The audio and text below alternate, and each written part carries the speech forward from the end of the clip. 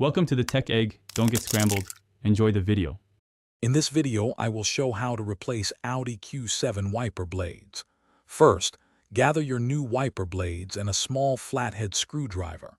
Make sure your vehicle is parked securely on a level surface with the ignition off. Carefully lift each wiper arm away from the windshield until it locks into its service position. This prevents the arm from snapping back and damaging the glass. Now you're ready for the next step. Now let's remove the old blades. Look closely at the wiper blade where it connects to the arm. You'll find a small tab or button. Press this firmly. While holding the tab, slide the old wiper blade down and off the arm. Be very careful to support the wiper arm as you remove the blade.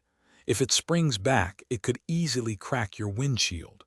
Take your time with this step. With the old blade removed, it's time for the new one.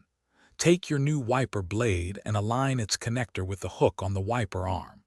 Slide the new blade upwards along the arm until you hear a distinct click, indicating it's securely locked. Once both new blades are installed, gently lower each wiper arm back onto the windshield.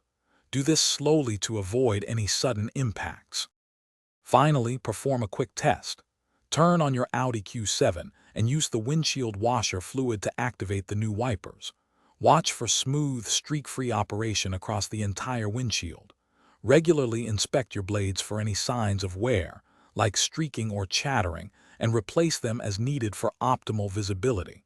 For more great deals, including on the latest reading devices, be sure to check the link in the description below. Thanks for watching. Thanks for watching. Consider subscribing if I helped unscramble your problems.